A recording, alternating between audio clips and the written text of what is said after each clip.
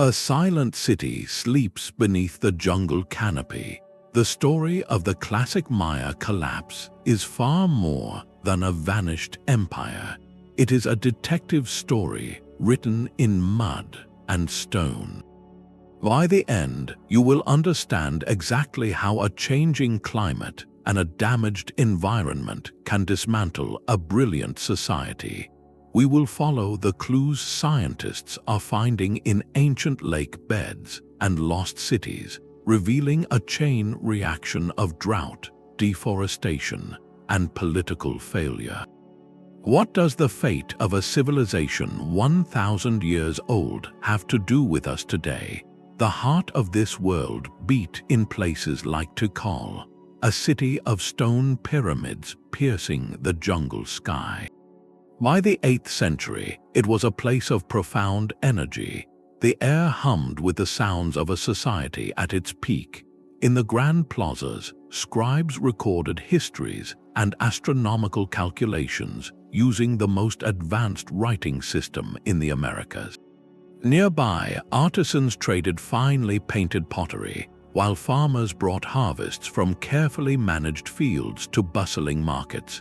This was not a single empire ruled by one king, but a constellation of powerful, independent city-states, each with its own royal dynasty. They were rivals and allies, connected by networks of trade that moved jade, obsidian, cacao, and brilliant quetzal feathers across the region. Their shared culture was rooted in a deep understanding of the heavens and the cycles of the natural world. They tracked the planets with stunning precision, aligning their temples with celestial events.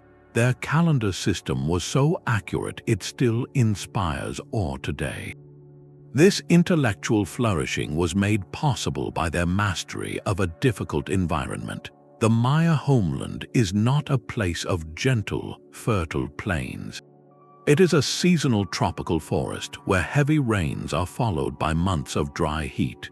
To feed their growing populations, the Maya became ingenious engineers of the landscape. They did not just farm, they sculpted the earth itself. In swampy lowlands, they constructed raised fields, lifting crops above the water on beds of rich mud and vegetation. They built intricate terraces on hillsides to prevent erosion and capture precious rainwater. They created reservoirs to store water through the long dry season, turning a challenging climate into a productive one. For centuries, this balance worked. The cities grew more magnificent, their populations swelled, and their cultural achievements multiplied. The landscape, however, was keeping a silent ledger. Every new plaza required limestone plaster, made by burning vast quantities of wood. Every new agricultural field meant clearing another patch of forest. The very sophistication that sustained their golden age was slowly altering the foundation upon which it all stood. The Maya world was a masterpiece of human adaptation, but even the most brilliant societies can overlook the slow, accumulating cost of their own success. Their mastery of the land was a form of high art.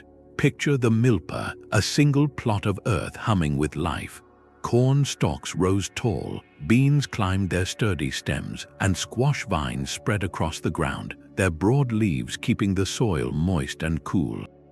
This was not just farming, it was a partnership. The beans fixed nitrogen in the earth, feeding the corn, while the squash acted as a living mulch. It was a self-sustaining, resilient system passed down through generations. But feeding a city of tens of thousands required more than small family plots. So the Maya transformed entire landscapes. On steep hillsides, they carved long, graceful terraces that stepped down the slopes like giant staircases. These stone-faced walls captured soil and rainwater, turning erosion-prone land into fertile, productive gardens. In the low-lying swamps, they performed a different kind of magic. They dredged up rich muck from the canals, piling it into long, raised platforms above the water table. These artificial islands, known as chinampas, never dried out and were incredibly fertile, allowing for multiple harvests each year. And around their homes, they nurtured forest gardens, a carefully curated mix of fruit trees, medicinal plants, and useful timber, creating a kind of living supermarket. All of this genius, however, depended on one unpredictable element: water. The Maya world had no Nile, no Tigris and Euphrates. Their lifeblood fell from the sky in seasonal downpours and then vanished for months. So they became masters of capture and storage. In cities like Tikal, engineers sculpted the very bedrock. They paved over natural depressions with plaster to create vast, waterproof reservoirs called aguadas. A network of canals and sluices funneled every drop of rainwater from plazas, temples, and rooftops into these artificial lakes. The largest of Tikal's reservoirs could hold millions of gallons, a lifeline to carry the community through the punishing dry season. This was the true foundation of Maya power, a delicate, human-made equilibrium. Their civilization was not built on conquest alone, but on this profound understanding of how to weave food and water from a challenging environment. For centuries, this balance held, but what happens when the rhythm of the rains begins to change and the very systems designed for stability start to work against you? The true turning point in this story is not found in stone inscriptions, but in mud. Deep within the quiet lakes of the Yucatán Peninsula, a different kind of archive has been waiting. Layer by layer, year by year, sediment settled to the bottom, trapping tiny clues within its grip. For scientists seeking to understand the Maya collapse, these lake beds became a library of the past. Using hollow tubes, they carefully extract long cores of this mud, pulling up columns of earth that represent centuries of silent history. Within these cores, they find fossilized pollen grains, the remnants of ancient plants that reveal what forests once grew. More importantly, they find the shells of tiny lake creatures. The chemistry of these shells, specifically the ratio of different oxygen isotopes, acts as a precise rain gauge. Heavier oxygen isotopes tend to fall with rain, while lighter ones evaporate more easily. By measuring this ratio in layers dated to specific centuries, researchers can read a detailed record of how wet or dry each year was. The story these mud cores tell is stark and undeniable. For generations, the Maya climate had followed a reliable rhythm of wet and dry seasons, but starting around the 9th century, that rhythm broke. The data reveals a series of intense droughts, some lasting for decades, where annual rainfall may have dropped by 40% or more. This was not a single bad season, it was a fundamental shift. The life-giving rains grew unreliable, then failed altogether for years at a time. At the very same time, in dark limestone caves across the region, another record was being written. Water dripping from cave ceilings slowly builds stalagmites from the floor up. Like tree rings, each layer of a stalagmite's growth captures the chemical signature of the water that formed it. Scientists can slice these formations open and analyze them with lasers, reading annual bands of growth that stretch back over 1,000 years. The stalagmite records from this period echo the terrible message from the lakes. They confirm a pattern of profound drying that coincided precisely with the collapse of classic Maya society. This climatic shift was the great destabilizing force, a slow-moving crisis that no king's decree could halt. The reservoirs they so carefully engineered began to evaporate under a relentless sun. The raised fields and terraces, brilliant under normal conditions, baked in the heat. The foundation of their entire civilization, their mastery of water, was suddenly crumbling. But climate alone does not write the final chapter of a civilization's end. It sets the stage, and then human choices determine the tragedy that unfolds. The drought was the spark, but what kind of tinder had the Maya world become? The forests were not just a backdrop to Maya civilization, they were a vital part of its climate machinery. To feed their growing cities, the Maya cleared the land on a staggering scale. Vast tracts of ancient rainforest were cut and burned, their towering canopy replaced by endless rows of corn and sprawling urban plazas. This was more than a change of scenery. It was a fundamental alteration of the landscape's very function. Modern climate scientists have run sophisticated computer models of the region, feeding in data about ancient soil types and estimated forest cover. The results point to a profound and unintended consequence. A healthy, dense forest acts like a giant biological pump. Through a process called evapotranspiration, trees draw water from deep in the soil and release it as moisture into the air through their leaves. This constant release of water vapor helps seed clouds and encourages local rainfall. It is a self-sustaining cycle where the forest essentially creates its own weather. But when the Maya cleared those forests, they broke the pump. The models suggest that widespread deforestation would have significantly reduced the amount of moisture being pumped back into the atmosphere. With less moisture in the air, fewer clouds would form and less rain would fall. This was not just a natural drought they were enduring, it was a drought they had actively, if unknowingly, made worse. The consequences created a terrifying feedback loop. As the rains failed and crops suffered, the logical response for a Maya farmer or ruler was to clear more forest to plant new fields, desperate to maintain food supplies. Yet each new clearing further reduced the land's ability to generate rainfall, deepening the drought and ensuring the next harvest would be even more precarious. They were trapped in a cycle of their own making, trying to solve a crisis by repeating the very action that had helped cause it. The stone tools that built their magnificent cities and terraces were, in this tragic sense, also digging an ecological grave. Their brilliant adaptation to the environment had, over centuries, quietly transformed into a form of unintentional self-sabotage. The climate had shifted, and their own hands had turned the dial toward disaster. So what happens when a society's leadership, facing a crisis of this magnitude, finds that all its traditional solutions are only making things worse? The fields began to whisper their distress long before the cities fell silent. That intricate milpa system, a model of resilience for generations, now faced a test it was never designed to survive. The relentless sun baked the earth into a hard, cracked mosaic. Corn stalks, once tall and green, stood stunted and brittle, their kernels shriveled before they could ever ripen.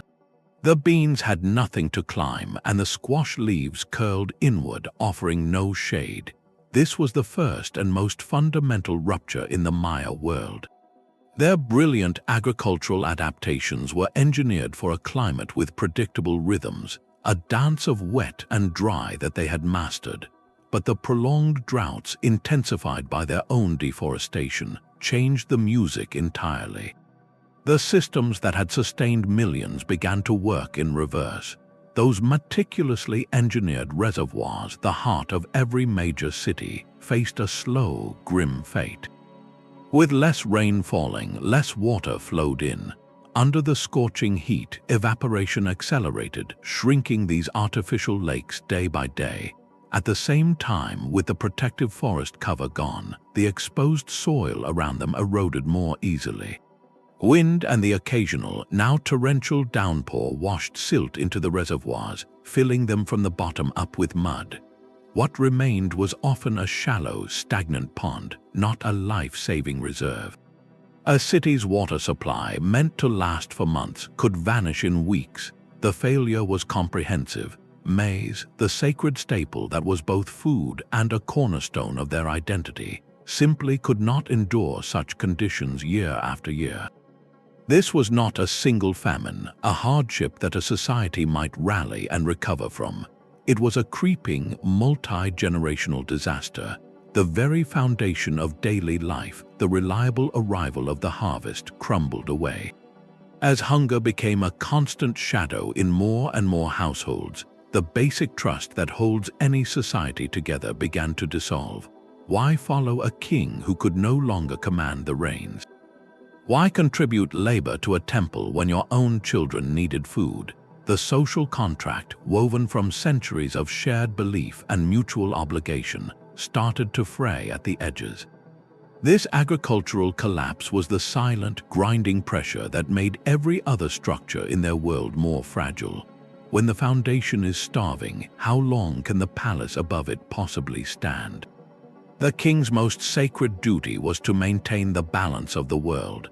He was not just a political leader, he was a divine conduit, the human anchor for the cosmic order. Through bloodletting ceremonies and grand rituals atop his pyramid temple, he communicated with the gods of rain and maize, chalk and yum-cax. For centuries, this system worked. Good harvests followed royal ceremonies, reinforcing the belief that the king's actions directly ensured the community's survival. His power was a spiritual contract, sealed not by law, but by faith and proven results.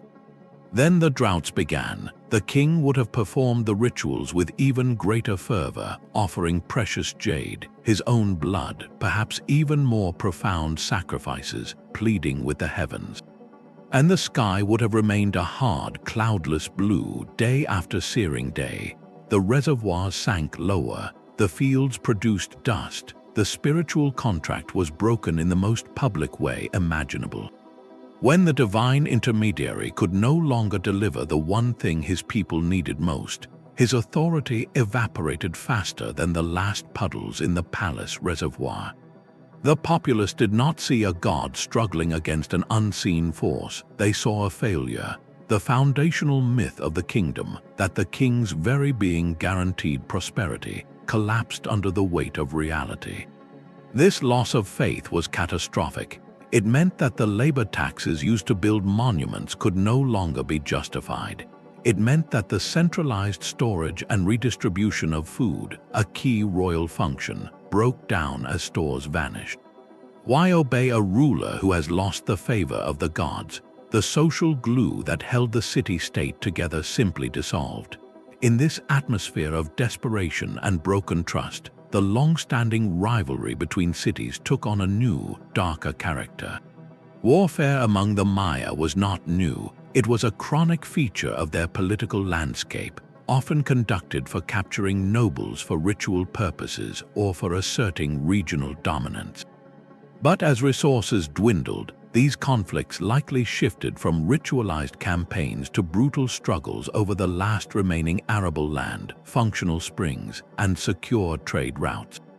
It was no longer about winning prestige, it was about survival. This intensified warfare would have been a vicious drain on already strained societies, consuming young laborers, destroying infrastructure, and further disrupting the local farming that remained. The centralized, hierarchical system, designed for stability in good times, proved fatally rigid in the face of this compounding crisis. The kings and their courts were trapped in their own ideology.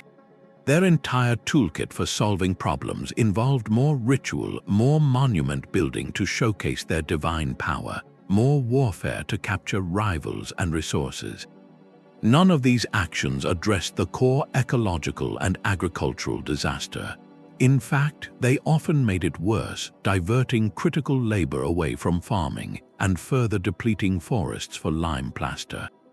Political structure, unable to adapt or offer real solutions, began to fragment from within.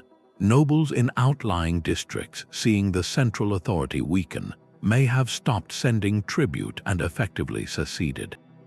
Commoners facing starvation made the only rational choice left. They voted with their feet. Slowly, then in greater numbers, families began to leave the grand ceremonial centers. They did not vanish, they simply dispersed, retreating to smaller, more sustainable settlements near reliable water sources, or melting back into the forest to rely on older, more flexible ways of living. The royal precincts, with their silent pyramids and empty ball courts, were not destroyed in a single cataclysm. They were abandoned, room by empty room, over generations, as people quietly walked away from a broken compact. The heart of the civilization had stopped beating, but life, in a quieter form, stubbornly persisted. The silent canoes told their own story of collapse. For centuries, the Maya economy was a living, breathing network, a web of interdependence that stretched from the highlands to the coast. A city like Tikal, deep in the interior, did not have its own source of obsidian for tools or salt for preserving food. These essentials, along with luxuries like jade and brilliant quetzal feathers, flowed along established trade routes, carried by merchants in canoes along rivers and across lakes, or on foot along forest paths. This was not mere commerce, it was the circulatory system of their civilization, moving not just goods but ideas, styles, and news between city-states. Regional specialization was the rule. Coastal communities produced vast quantities of salt through evaporation. The highlands yielded precious obsidian, a volcanic glass sharper than steel.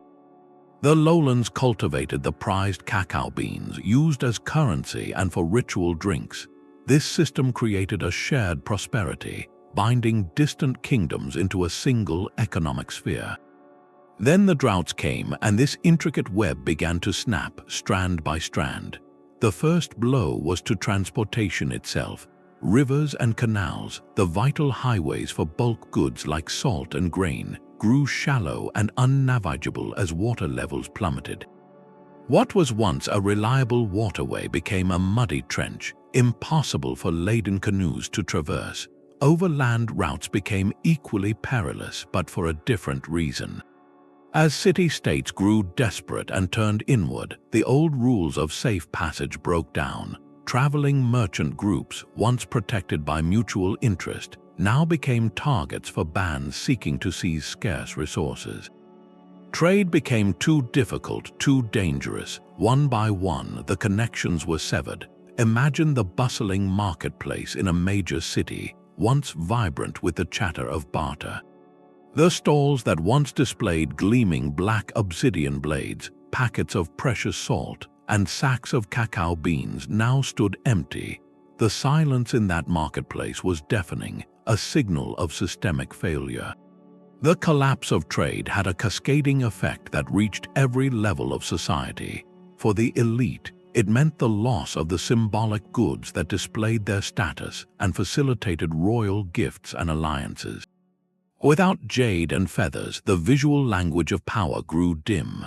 But the true catastrophe was far more practical. The failure of the trade network meant the breakdown of essential commodity distribution. A region facing crop failure could no longer import emergency food from a more fortunate neighbor. A community whose local salt source dried up had no way to preserve what little food it had. This isolation turned local hardships into death sentences, exacerbating inequalities between regions and making any large-scale, coordinated response to the drought utterly impossible. Communities were forced into a grim, solitary struggle, cut off from the very system that had once made them resilient. The economic disintegration did not just reflect the collapse, it actively accelerated it, trapping each city-state in its own desperate, shrinking world. Yet, even as the grand cities emptied, a question lingers. Did everyone leave, or did some find a way to persist in the shadow of the fallen temples? The final, quiet tragedy unfolded not in the plazas, but within the bodies of the people themselves. In the cramped urban centers, the dwindling water supplies became a slow-acting poison. Those once grand reservoirs, now reduced to shallow, stagnant pools, became breeding grounds for contamination. Without a reliable flow of fresh water to flush them clean, they turned into reservoirs of a different kind, harboring bacteria and parasites. For a population already weakened by years of poor harvests, this was a devastating blow. The simple, daily act of drinking became a dangerous gamble. Waterborne illnesses, things like dysentery and other gastrointestinal infections, would have spread rapidly through communities, striking down the young and the elderly with particular cruelty. This was a crisis that fed upon itself in the worst possible way. Chronic malnutrition from the failing maize crops left immune systems compromised. A body struggling for basic calories cannot also mount a strong defense against invading pathogens. So when disease did arrive, it found a population uniquely vulnerable, with little biological reserve to fight back. The archaeological record bears silent witness to this suffering. Studies of skeletal remains from the terminal classic period show clear markers of prolonged hardship. There is evidence of widespread anemia, often linked to dietary deficiencies or parasitic infections.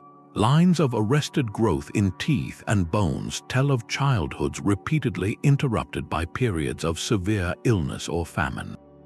These are not the signs of a sudden catastrophe, but of a long, grinding decline in public health that spanned generations. The result was a steep and relentless demographic collapse.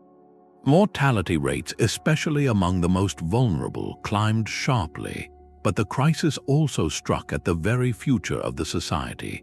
In times of extreme scarcity and poor health, fertility rates naturally decline. A mother who is herself malnourished may not conceive or may be unable to carry a pregnancy to term. For those children who were born, the chances of surviving infancy in such an environment grew terribly slim. This combination of increased death and decreased birth created a devastating downward spiral. The social fabric, already frayed by political failure and economic isolation, was now torn apart by the sheer, overwhelming loss of life. Extended families were decimated, networks of knowledge and skill were broken, and the labor force needed for any kind of large-scale recovery simply vanished. Each empty home, each silent workshop, made the possibility of bouncing back more distant until one day, the collective memory of how to be a great city simply faded away. Yet the jungle held one more secret, a clue not about how they fell, but about how some part of them endured. A civilization does not end with a single event, but with a chain reaction.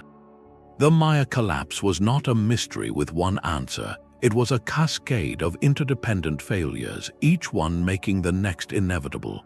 Picture an intricate mobile, perfectly balanced. If you disturb just one piece, the entire structure trembles, then swings into chaotic, unpredictable motion. That is what happened in the Maya world.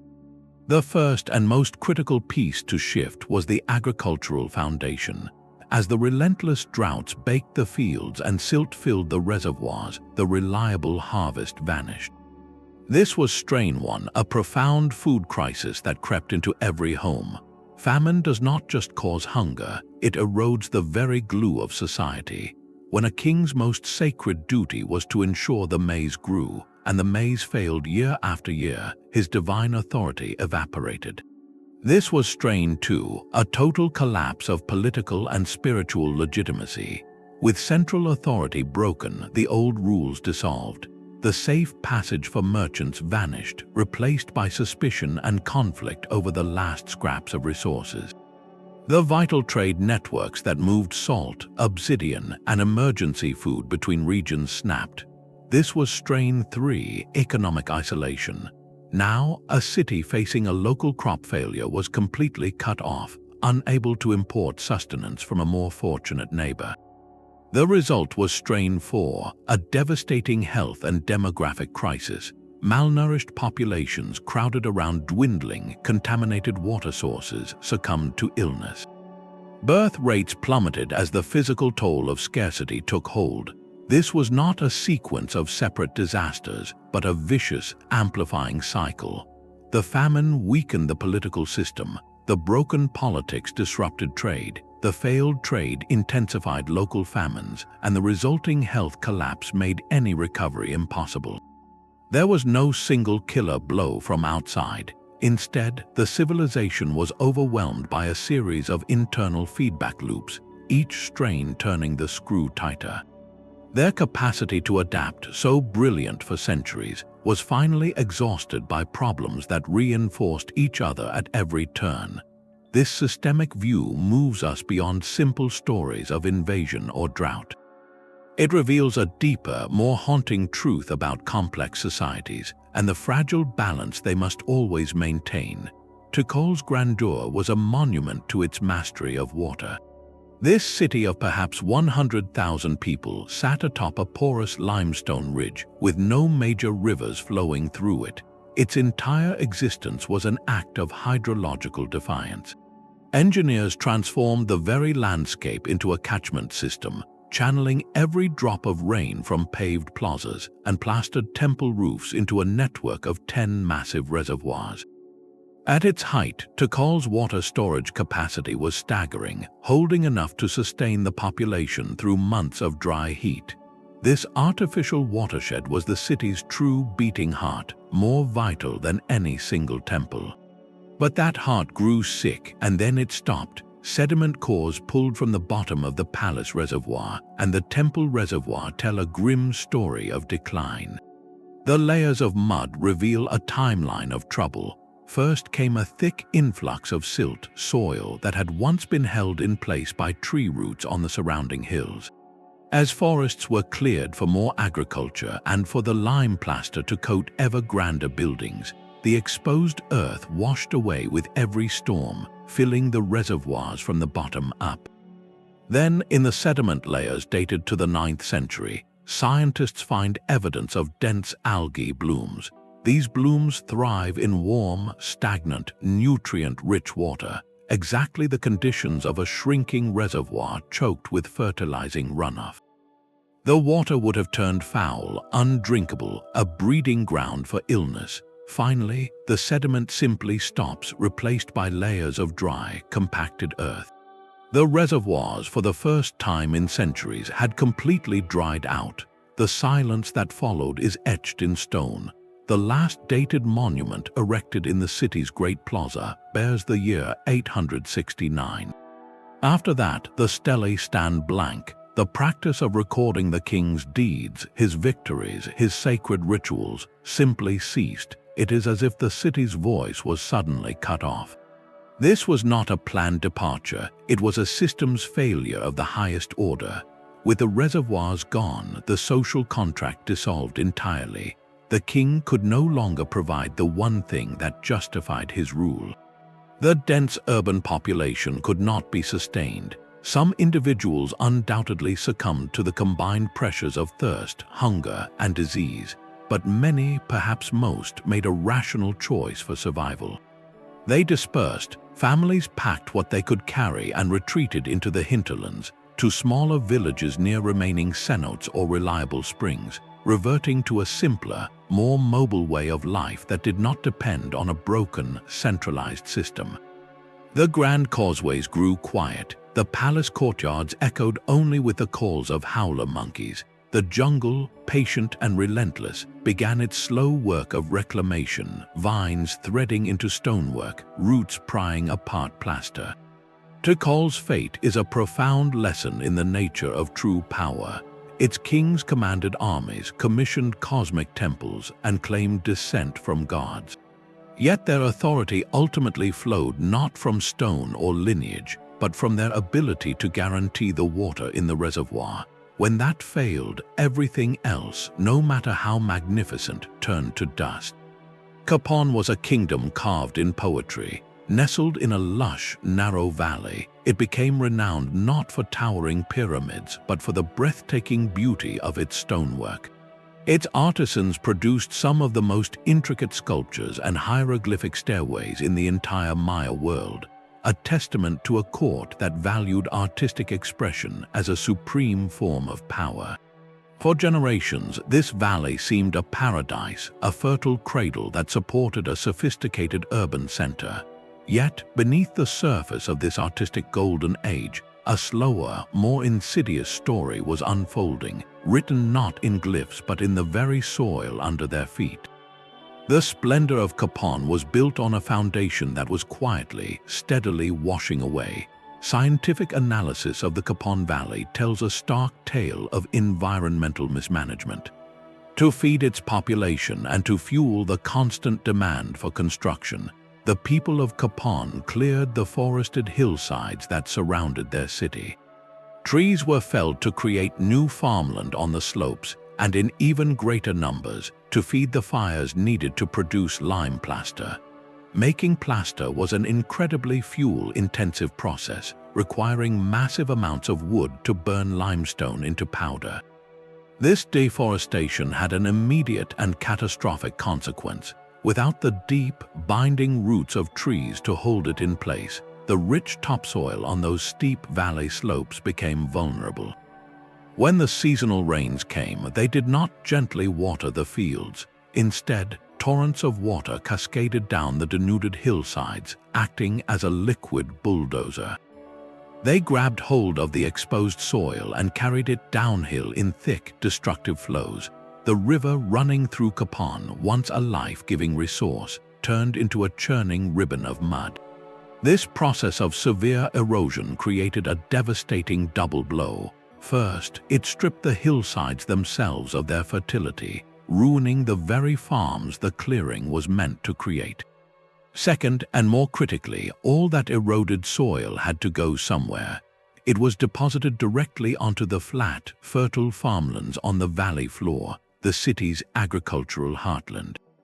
Imagine a field carefully prepared for planting, only to be buried under feet of sterile, rocky silt from the hills above.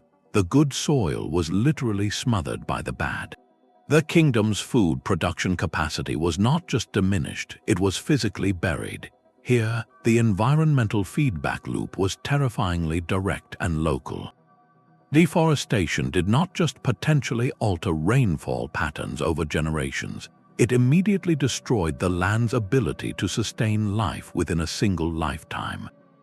The artistic flourishing of Copán's court continued even as this ecological bankruptcy set in, a tragic disconnect between cultural peak and systemic collapse. The very lime plaster that made their sculptures gleam white in the sun was, in a very real sense, made from the fertility of their own future. Their pursuit of permanent beauty in stone blinded them to the fragile, disappearing beauty of the living soil that fed them. In the end, Copán's story is a powerful reminder that a civilization can be extraordinarily gifted in one area, yet fatally short-sighted in another. How many other societies, we might wonder, have mistaken artistic and political grandeur for true, enduring stability? The silence of the great plazas was not the end of the story, but the beginning of a different one written in footsteps. As the reservoirs dried and the royal authority crumbled, the most profound decision was a deeply personal one: to leave. We must look beyond the empty temples to see the human dimension of this collapse, not as a statistic but as a generation of impossible choices. Picture a family in the shadow of a once great pyramid.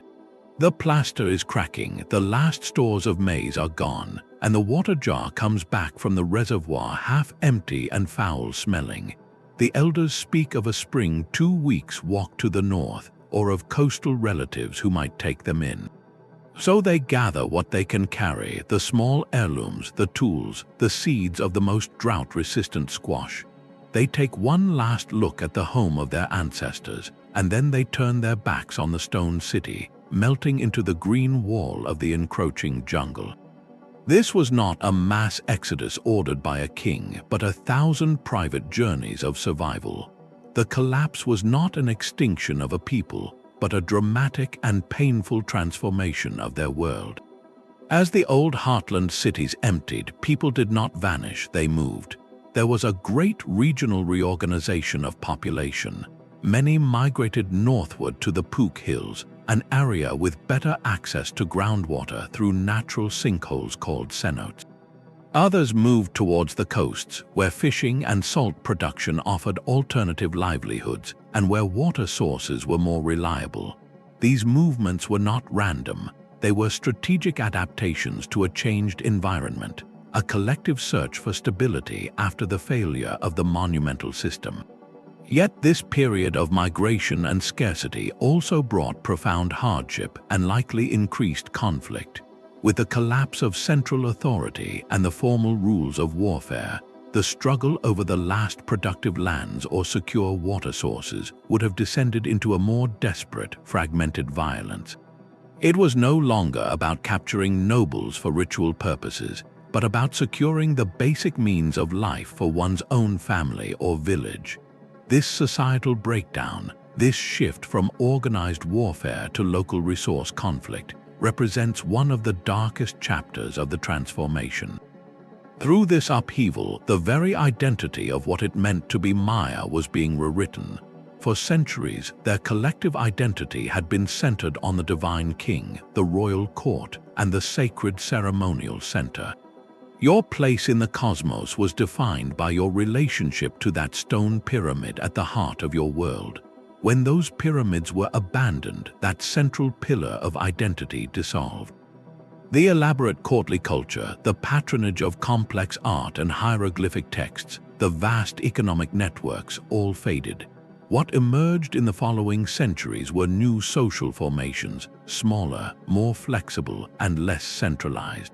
The people survived, and their language and many core aspects of their culture endured, but their political and spiritual world was irrevocably altered. The classic period, with its singular vision of power and order, was over. The story that follows is not one of disappearance, but of resilience and reinvention, a testament to the enduring human capacity to adapt even when the old world falls completely apart. The scribe's hand did not tremble as he closed the bark paper codex. In a world where kings were falling and cities emptying, this act was not defiance but continuity.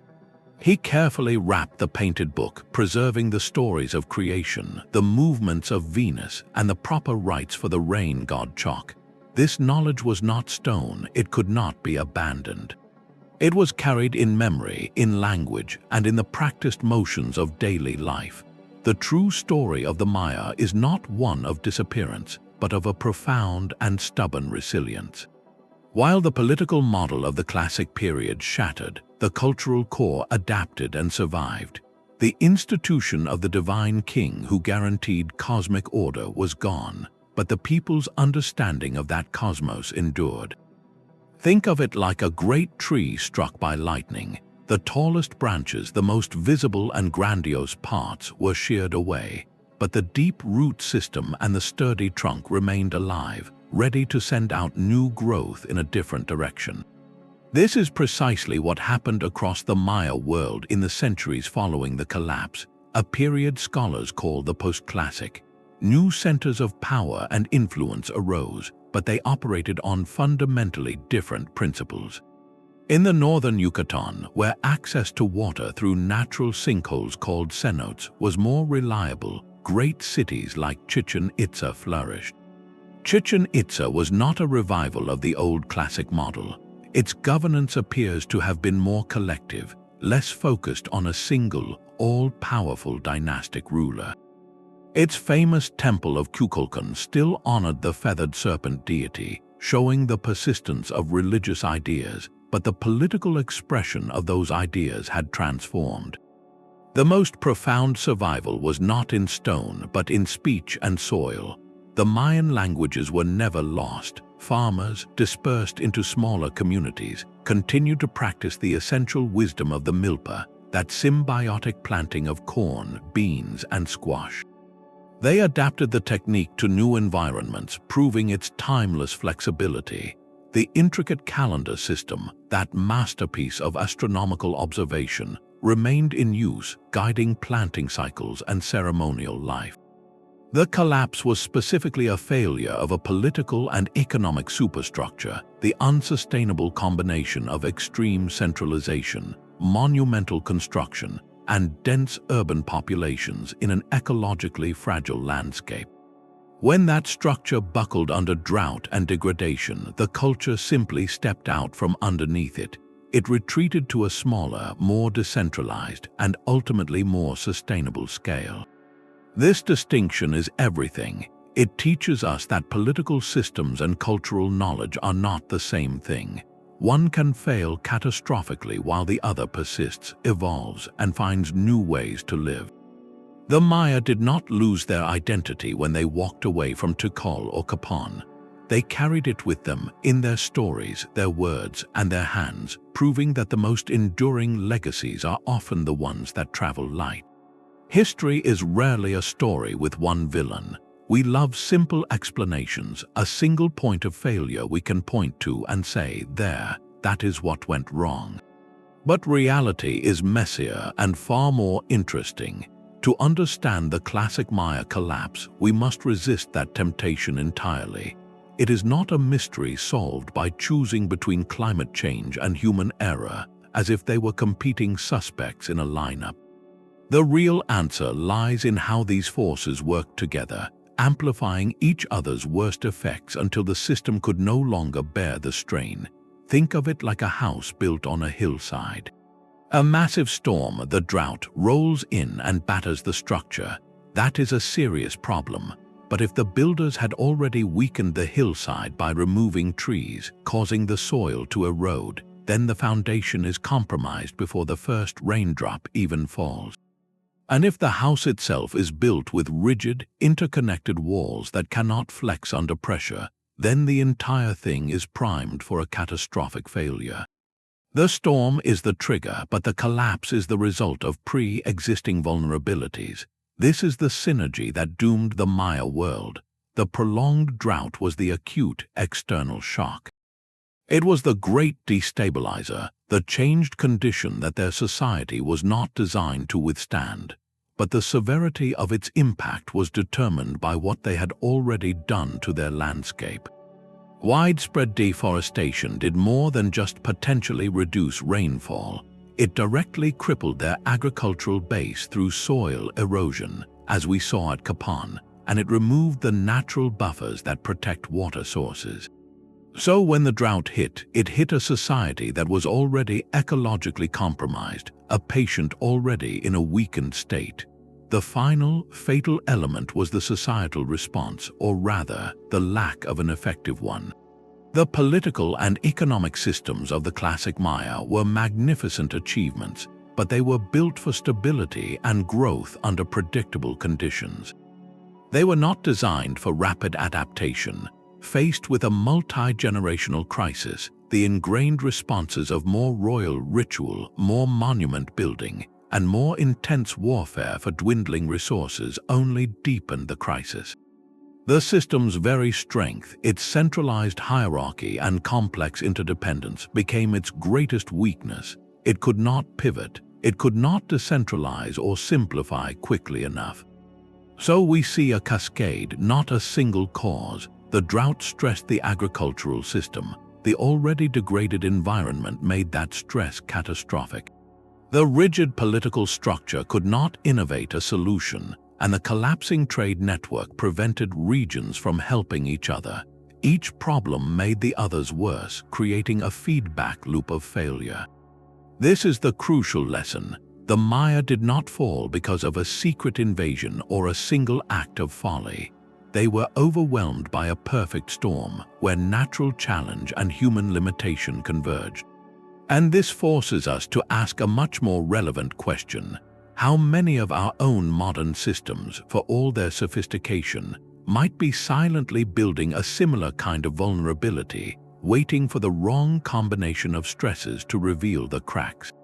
The past does not surrender its secrets easily. For generations, the story of the Maya collapse was a puzzle with most of its pieces missing, leaving us to guess at the full picture from scattered fragments. Today, that has fundamentally changed. We are no longer just reading the inscriptions they left behind. We are learning to read the landscape itself, using tools that would seem like magic to the ancient scribes. This is the evidence toolkit of modern science, a multidisciplinary convergence that turns speculation into data-driven understanding. It begins not in the grand plaza, but in the quiet darkness of a limestone cave. Here, paleoclimatologists carefully extract stalagmites, those stone sentinels that grow with glacial slowness from the cave floor. Using precise lasers, they can vaporize tiny samples along the growth rings, analyzing the ratio of oxygen isotopes locked within the stone. Each ratio is a fingerprint of the rainwater that dripped from the cave ceiling centuries ago, creating an annual record of wet and dry periods with astonishing accuracy. These speleothems are nature's own climate archives, offering a continuous timeline that stretches back thousands of years, far beyond the lifespan of any written record. Meanwhile, in laboratories around the world, other scientists are examining a different kind of dust. Archaeobotanists take cores of sediment from ancient lake beds and examine them under powerful microscopes. They are hunting for fossilized pollen grains, each with a unique shape that identifies the plant it came from. A sudden decline in tree pollen and a spike in maize pollen tells a clear story of forest clearing for agriculture. They also look for microscopic particles of charcoal, evidence of widespread burning, whether for clearing land or for producing the lime plaster that coated their cities.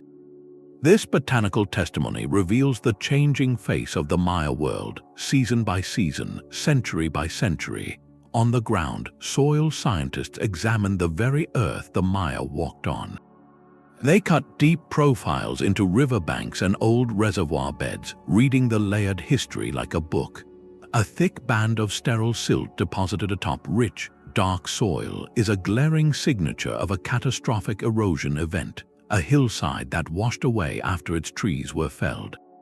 These layers tell of environmental stress long before the final political collapse.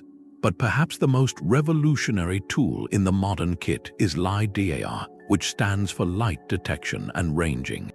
Mounted on aircraft, it fires hundreds of thousands of laser pulses per second at the jungle canopy. Most hit the leaves, but a fortunate few penetrate all the way to the ground and bounce back. By stripping away the digital forest, researchers are left with a breathtakingly detailed map of the Earth's surface. What was once an impenetrable green wilderness is now revealed as a meticulously engineered landscape. LIDAR imagery has uncovered vast networks of terraces, complex irrigation canals, defensive walls, and even entire settlements previously unknown, showing a level of land modification and population density that earlier archaeologists could only dream of. This is the power of the modern approach. The stalagmite tells us when it was dry, the pollen tells us what was growing, the soil tells us what was washing away. And LIDAR shows us the breathtaking scale of human effort. Each line of evidence, from chemistry to botany to remote sensing, is a thread. Woven together, they create a robust and high-resolution tapestry of the past, transforming the Maya collapse from a romantic mystery into a sobering, scientifically documented case study in the vulnerability of complex societies. This pattern of collapse is not confined to the jungles of Central America. Across the globe and across centuries, other brilliant societies have faced eerily similar reckonings. In the sun-baked canyons of the American Southwest, the ancestral Pueblones, sometimes called the Anasazi, built their world into the very cliffs. Their great houses at places like Mesa Verde and Choco Canyon were architectural marvels, multi-story complexes nestled beneath immense sandstone overhangs.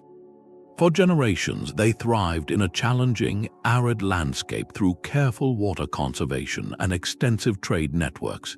Yet, in the 13th century, a profound transformation occurred.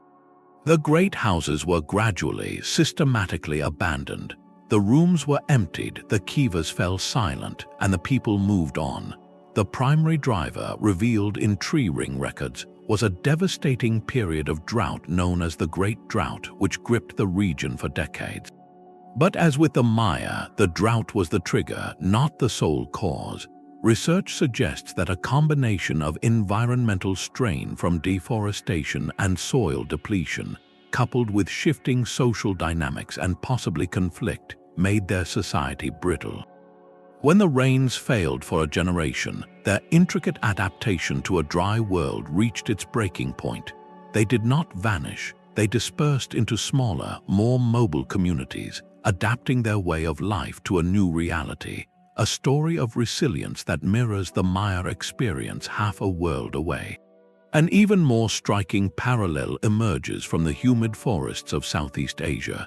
The Khmer Empire, with its magnificent capital at Angkor Wat, was a hydraulic superpower. Their engineers created one of the most extensive and sophisticated water management systems the pre-industrial world had ever seen. A vast network of canals, embankments, and massive reservoirs called barrays captured the monsoon rains, redistributing water for agriculture and stabilizing the region against seasonal floods. This system supported a population of perhaps 1 million people and was the literal engine of the empire's wealth and power. The king's divine authority was intrinsically linked to his control over this life-giving water. But here, too, the system contained a fatal vulnerability. Paleoclimate data from the region indicates that during the 14th and 15th centuries, Anchor was hit by a series of intense, prolonged droughts punctuated by periods of unusually heavy monsoon rain. This volatile climate pattern proved catastrophic for their rigid hydraulic grid. The droughts would have left the reservoirs perilously low, while the subsequent extreme downpours would have overwhelmed the canals with silt and debris, causing catastrophic flooding. The very infrastructure designed to control water became a source of its destructive power. Faced with repeated failures of their agricultural base and the crumbling of the hydrological authority that underpinned the state, the political center could not hold. The elite gradually shifted their power base, and the great city of Anchor was slowly absorbed back into the jungle. These parallel stories from 3 different continents are not mere coincidence. They form a powerful comparative lesson in human ecology. Each case reveals a society that achieved spectacular success by mastering its local environment with monumental engineering. Yet that mastery bred a specific kind of risk. First, their sophisticated water systems, while brilliant under stable conditions, were often too rigid to handle significant climate shifts beyond what they were designed for. A canal network calibrated for a certain rainfall pattern cannot easily adapt when that pattern changes for a century. Second, and perhaps more critically, the political and spiritual legitimacy of the ruling class in each society was built directly upon the promise of controlling these environmental forces. The Maya king was a rainmaker, the Khmer god king was the guarantor of the harvest. When the droughts came and the systems failed, the social contract dissolved not from the bottom up, but from the ideology inward. The failure was not just logistical, it was cosmological. This combination of vulnerable infrastructure and a leadership whose power is tied to its performance creates a dangerous feedback loop during times of environmental stress. Studying these ancient collapses is not about assigning blame, but about identifying recurring stressors. It shows us that the greatest threat to a complex society may not be the sudden shock, but its inability to adapt when its most celebrated achievements suddenly become its greatest liabilities. The echoes from that ancient jungle are not just whispers of the past, they are a conversation with our present. Look out your window. The parallels between the classic Maya's predicament and our current global environmental crisis are unsettling, and more than that, they are deeply instructive. Their story was a tragedy of natural climate variability amplified by human action. Our chapter is being written with human-induced climate change as the primary author, a force of our own making that is reshaping weather patterns, sea levels, and ecosystems worldwide. And just as the Maya cleared forests to feed and build their cities, we are now driving deforestation on a continental scale, from the Amazon to the Congo Basin, removing the very lungs of our planet that regulate climate and sustain biodiversity. The scale is global, but the pattern feels hauntingly familiar. We too are a civilization of profound interconnection. Our trade networks are digital and span the globe in seconds. Our food systems source from every continent, and our economies are linked in a delicate web of mutual dependence. Yet, like the Maya lords in their separate city-states, we often find ourselves politically gridlocked when faced with slow-moving, long-term threats. The focus remains on short-term gains and national interests, while the systemic risks, the ones that require unprecedented cooperation and sacrifice, continue to build. The Maya example teaches us a crucial lesson about thresholds and feedback loops. For generations, their systems appeared stable. They could clear another patch of forest, build another reservoir, and the rains would eventually return. But they were slowly, unknowingly, eroding their margin of safety. Then a tipping point was crossed. The droughts arrived and persisted, and the feedback loops they had created deforestation, reducing rainfall, failing crops leading to more deforestation, kicked in with a vengeance. Collapse, once it began, accelerated rapidly. Our modern systems exhibit this same dangerous characteristic. We see it in climate models where warming temperatures trigger the release of stored greenhouse gases from permafrost, which leads to more warming. We see it in the way the loss of a key species can unravel an entire ecosystem. The systems we depend on can appear robust right up until the moment they are not. This history warns us powerfully against over-reliance on complex, centralized systems without building in real resilience. The Maya kings depended on a monolithic political and agricultural model. When it failed, there was no plan B.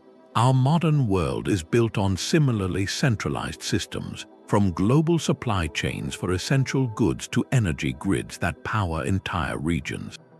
These systems are marvels of efficiency, but as we've seen in recent years, they can be brittle under stress. The lesson is not to abandon complexity, but to weave in redundancy, flexibility, and local capacity. Most of all, the Maya collapse highlights the ultimate peril of ignoring the environmental foundations of our prosperity. They mistook cultural and political achievement for true security, forgetting that every temple, every army, every royal dynasty ultimately rested on the health of the soil and the reliability of the rain. We risk a similar myopia, measuring progress in economic growth and technological innovation, while the natural capital that makes all of it possible quietly depreciates. Their past does not have to be our prologue. The critical difference is that we have their story to study. We have the science to understand the mechanisms at play, and we still have a window, however narrow, to change course. The question their silent cities leave us with is not one of fate, but of choice. Will we listen to the warnings written in stone and sediment, or will we simply add another layer to the archaeological record for some future civilization to puzzle over? Their belief system was a map of the universe, but it could not be redrawn when the terrain itself began to change. For the Maya elite, the cosmos was not a random place, but a meticulously ordered machine running on sacred cycles of time. The king was not just a ruler, he was the chief mechanic, the essential human component whose rituals kept the gears turning. The sun would rise, the rains would fall, and the maize would grow, so long as he performed the correct ceremonies at the correct moments, as dictated by the celestial calendar. This worldview was the ultimate source of their society's cohesion and confidence for centuries. It explained everything from the seasons to their place in creation. Yet, when faced with a crisis that fell outside the predicted cycles, this profound strength became a profound trap. The droughts were not just a practical problem of empty reservoirs, they were a cosmological crisis. The machine was breaking, and the logical response, embedded deep in their ideology, was to perform more maintenance, not to question the machine's fundamental design. So they likely doubled down. The archaeological record shows a final, frantic burst of monument construction and ceremonial activity at many sites just before their abandonment. It is as if, hearing a strange new noise from the engine, they began polishing the exterior with even greater fervor, believing the problem was a lack of ritual purity, not a cracked foundation. This ideological rigidity closed off avenues of survival that seem obvious to us today. Why not shift en masse to more drought-resistant crops like cassava or ramon nut? To do so would have been to abandon maize, the sacred plant that was literally the flesh of the gods, the centerpiece of their creation story and their identity. It would have been an unthinkable betrayal of their covenant with the divine. Why not decentralize power and populations earlier, encouraging people to disperse to smaller, more sustainable settlements? That would have meant the king relinquishing his role as the singular axis of the universe, admitting that his divine connection was no longer sufficient. Their belief system offered no script for graceful decline or strategic retreat, only for renewed efforts to restore a lost balance. This is the tragic paradox of a successful ideology. It provides answers, purpose, and stability, creating a world that feels permanent and true.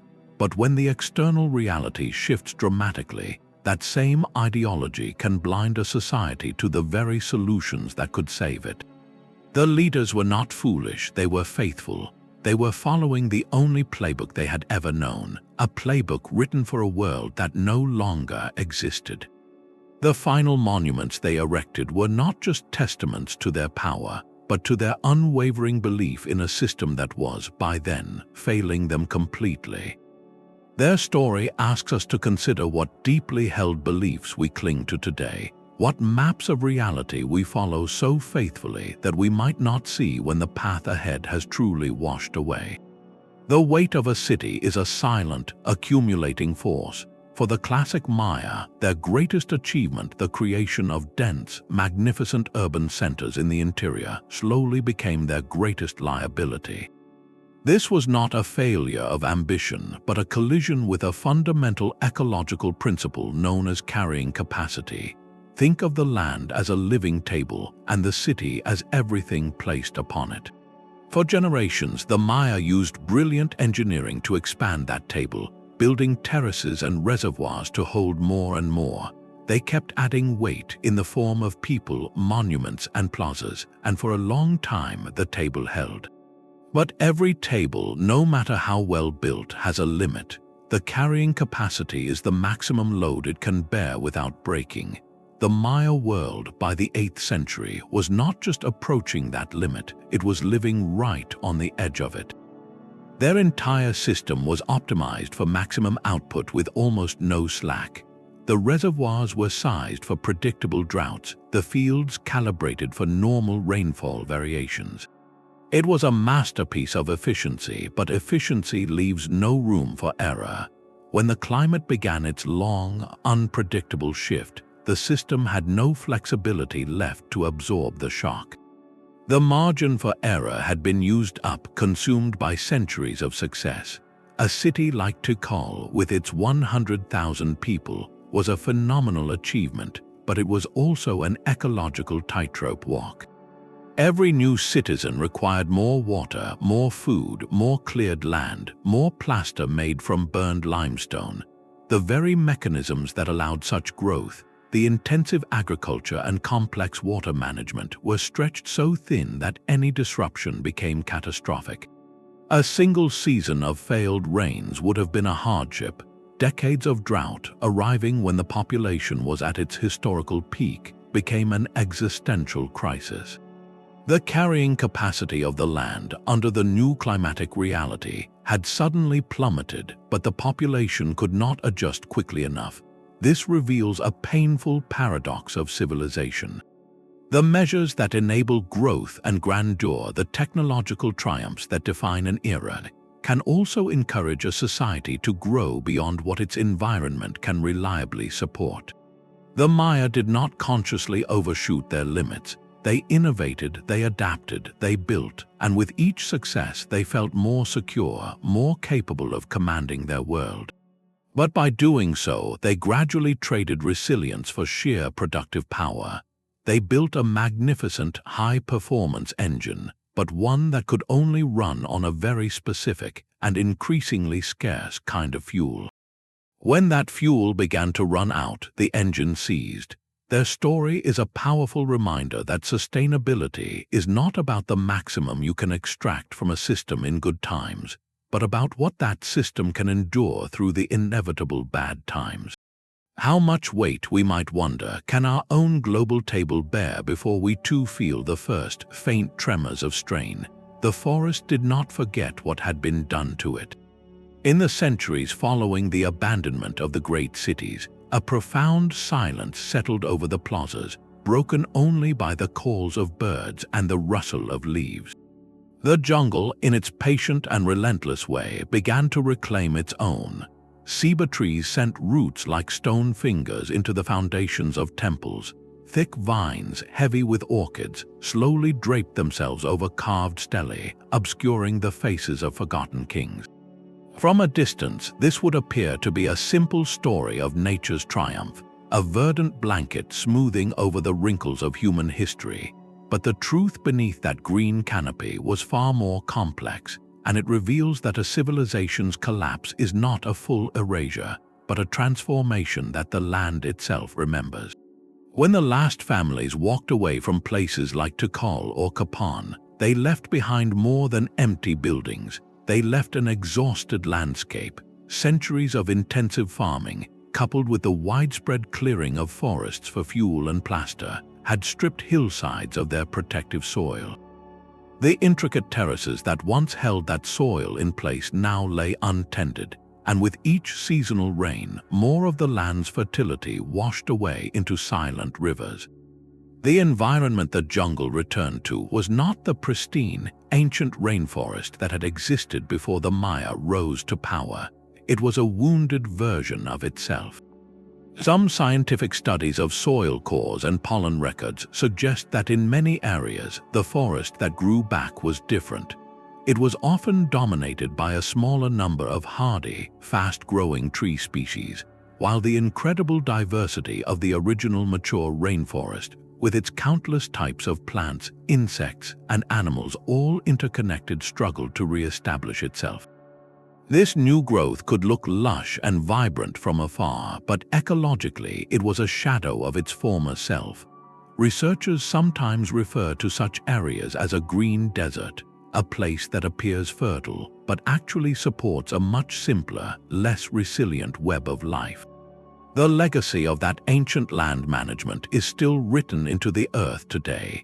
In certain parts of the Maya lowlands, you can still see the faint, geometric lines of old field boundaries and canals beneath the forest cover, especially when viewed from above with modern technology.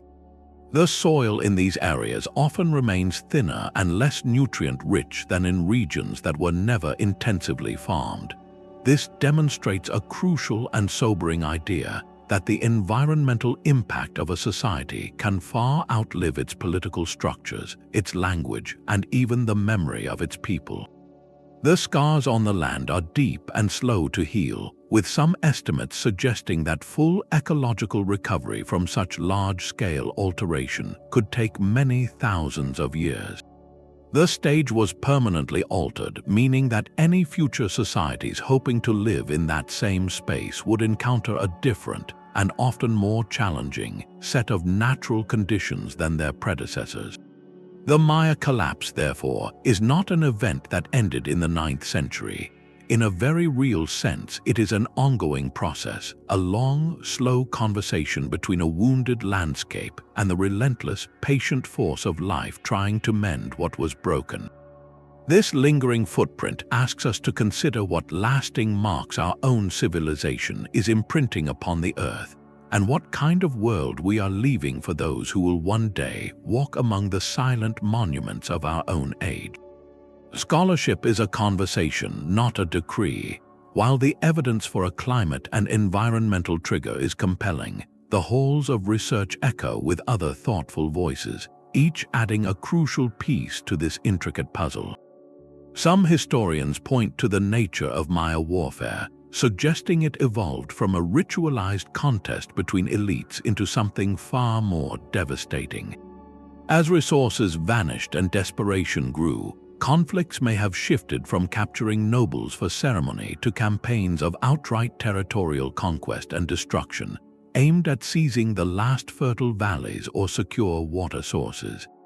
This endemic, total warfare could have shattered communities, destroyed infrastructure, and made any coordinated recovery impossible. Another provocative theory looks inward at the very fabric of Maya society. Could the grinding pressure of famine and failed leadership have sparked widespread social unrest? The idea of a popular revolt against the elite, a rejection of the kings and priests who could no longer deliver prosperity, is a powerful one. The silent abandonment of palaces might not just be flight but a deliberate turning away. Still, other scholars emphasize the collapse of the long-distance exchange networks. When the flow of essential goods like obsidian for tools or salt for preserving food ceased, it didn't just inconvenience the elite, it crippled the practical functioning of every community, making isolated hardships insurmountable. The beauty of modern understanding is that we don't have to choose just one of these explanations. In fact, the most insightful perspective sees them not as rivals, but as interlocking parts of a single, tragic mechanism. Most researchers now embrace a multi-causal model. The prolonged droughts and environmental degradation were the great destabilizer, the acute shock that slammed into the Maya world.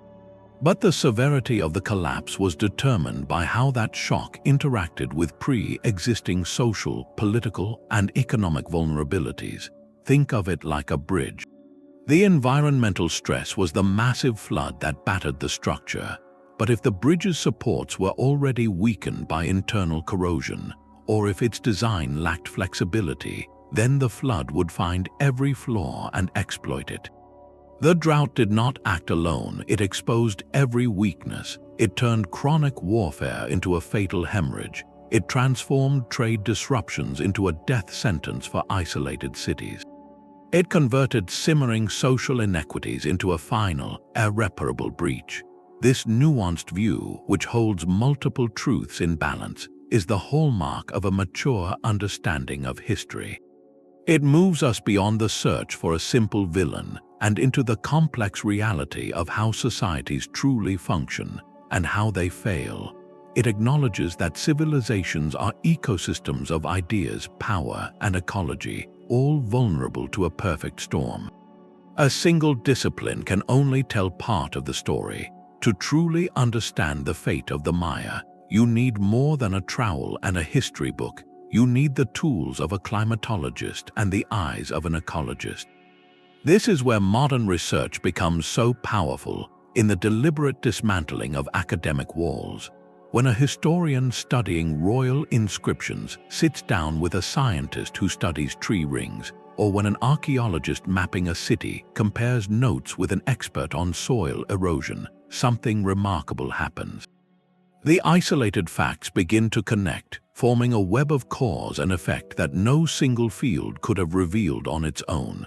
The Maya collapse has become a premier case study in this kind of collaborative detective work, showing us that the past is not owned by any one department, but is a shared landscape we explore together.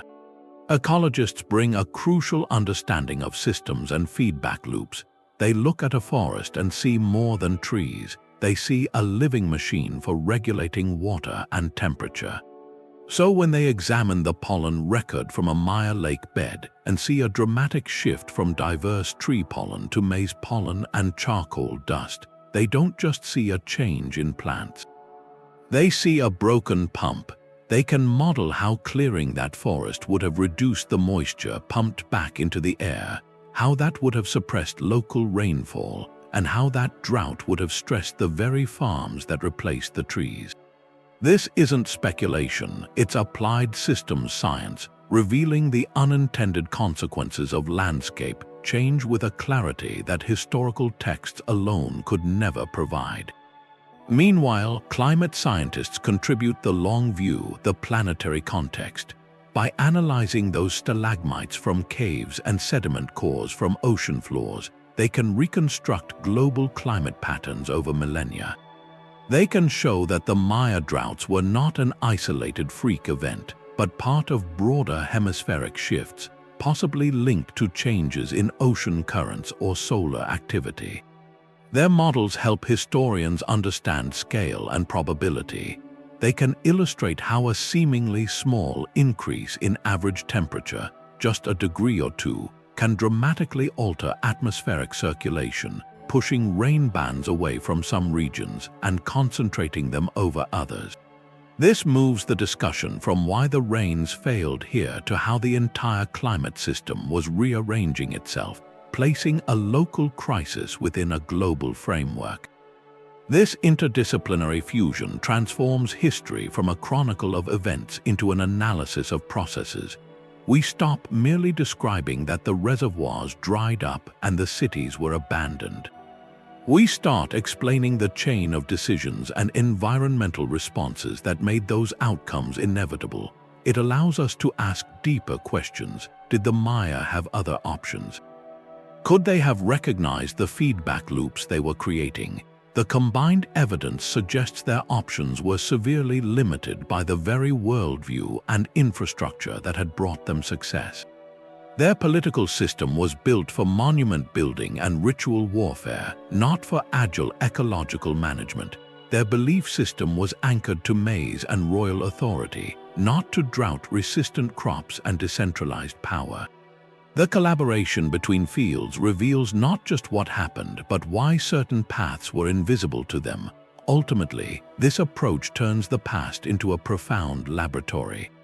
By rigorously studying the interaction between a society and its environment, we gain a more robust framework for judging sustainability, not with our modern values, but with the hard data of cause and effect. We learn to look for the quiet vulnerabilities, the hidden dependencies, and the slow-moving thresholds that define a civilization's relationship with its home. The lesson of the Maya is no longer just a fascinating tale of a lost world. It is a validated case study in the principles of human ecology. And as we face our own complex environmental challenges, that collaborative, evidence-rich understanding of past failures may be one of the most valuable guides we have for navigating an uncertain future. For decades, archaeologists knew they were only seeing fragments of the truth. They would hack through thick undergrowth to find a single temple mound, or map a small section of an ancient causeway. But the sheer scale and density of the Maya world remained hidden, shrouded by an almost impassable green curtain. Then came a tool that changed everything, a kind of technological X-ray vision called LIDAR. Mounted on aircraft, it fires millions of laser pulses through the jungle canopy. Most hit the leaves, but a fraction penetrate all the way to the ground and bounce back. By digitally stripping away every tree and bush, researchers are left with a breathtakingly detailed three-dimensional map of the bare earth. What these maps reveal is nothing short of revolutionary, a hidden civilization beneath the forest floor. Recent surveys over vast areas of Guatemala's Petén region have unveiled a landscape transformed by human hands to an almost unimaginable degree. It is not a map of isolated cities in a wild jungle, but a map of a continuous, managed, and densely populated world.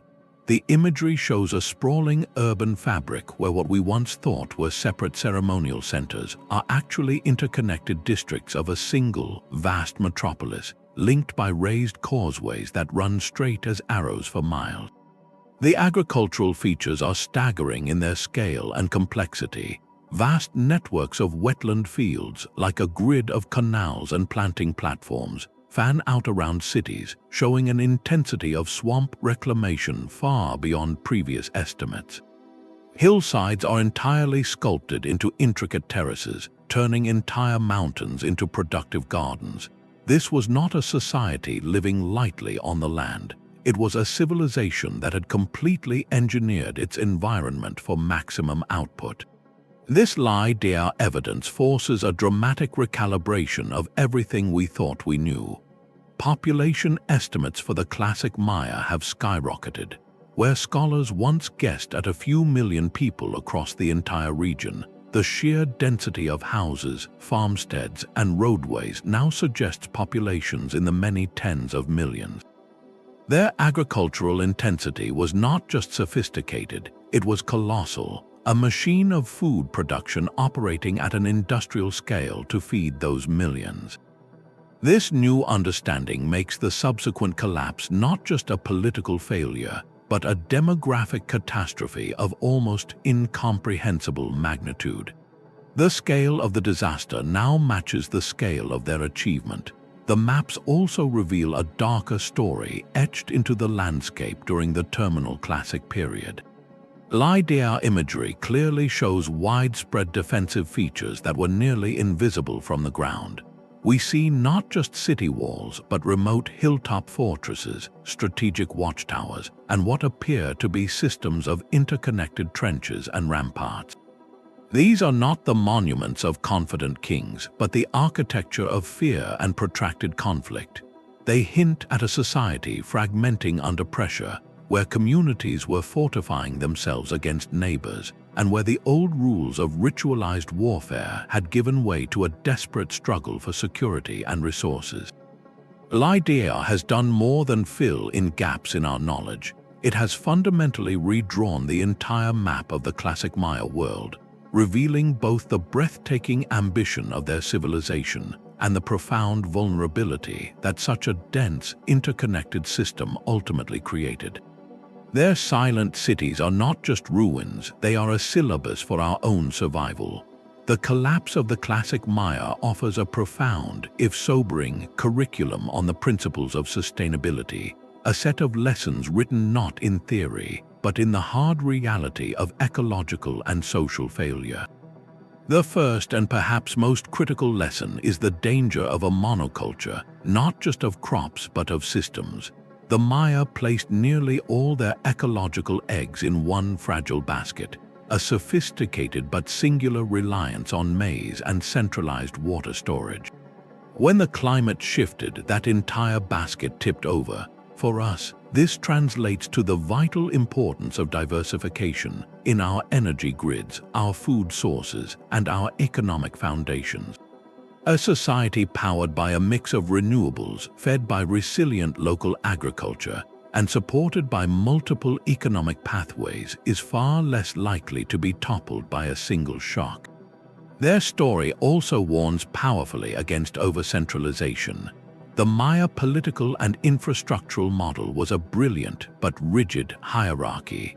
When the center could no longer command the reins or distribute food, the entire structure crumbled because there were no strong, self-sufficient nodes to carry on. Our modern world, with its sprawling global supply chains and concentrated power grids, mirrors this vulnerability. Building resilience means fostering decentralization, empowering local communities with the knowledge and resources to adapt, and creating systems that can function even if one part fails. This leads directly to the third lesson, the necessity of societal flexibility. The Maya worldview and power structure were incapable of the radical adaptation needed, such as abandoning sacred maize for hardier crops or decentralizing political authority. Their beliefs, the very source of their cohesion, became a trap. We face a similar test. Can our political and economic models, often built on ideologies of endless growth, pivot to prioritize long-term ecological health and equitable adaptation? Can we alter deeply held national or corporate interests for collective survival? The ability to learn, to change course, and to let go of what no longer serves is not a sign of weakness, but the ultimate strategic strength. Underpinning all of this is the non-negotiable principle of living within the regenerative capacity of the environment. The Maya, in their grandeur, slowly consumed the natural capital that supported them, the forests, the soil, the stable climate. They drew down the account without watching the balance. For us, this screams the imperative of a circular economy, of protecting biodiversity not as a luxury but as essential infrastructure, and of measuring progress not just by what we extract, but by what we restore and leave intact. Their story is ultimately a masterclass in the consequences of ignoring ecological limits.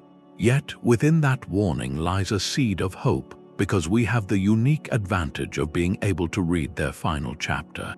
We can see the patterns they could not. The question their empty plazas leave echoing through the centuries is not one of fate, but of choice. Will we be the first civilization to study the ruins of the past and consciously choose a different path? Their story is a mosaic of failure, each piece a lesson in human limitation. The collapse of the classic Maya was not a single event, but a perfect alignment of pressures, where a shifting climate met a damaged landscape, a rigid political system, and a culture unable to rewrite its own rules. We have walked from the sun-baked plazas of Tikal to the quiet mud of ancient lakebeds, tracing how a civilization of profound genius was gradually undone by the environment it so brilliantly engineered. This journey dismantles the romantic myth of a people who simply vanished into the mist. In its place, we find a far more sobering and relevant truth, a documented case of systemic unraveling. It is a story written in the language of drought proxies and soil layers, of pollen counts and silent monuments, proving that even the most dazzling societies operate within the unforgiving boundaries of the natural world. Their cities now stand as open-air classrooms, their ruins a syllabus on the fragility of complex systems.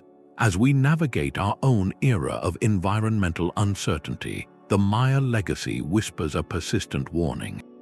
No technological achievement, no economic power, no cultural confidence can suspend the fundamental laws of ecology. Their silence challenges our present, urging a humility often lost in modern ambition. It calls for a foresight that prioritizes resilience over sheer efficiency, for an adaptability that values the health of the living systems that support us above all else. Their world did not end with a bang, but with the slow, relentless whisper of a changing wind and the final, fading echo from an empty reservoir. If these echoes from the past have resonated with you, consider subscribing for more explorations into the deep currents of history that shape our world today. We would love to hear your reflections on this ancient lesson in the comments below. What parallels do you see, and what wisdom might we yet learn from those silent stones?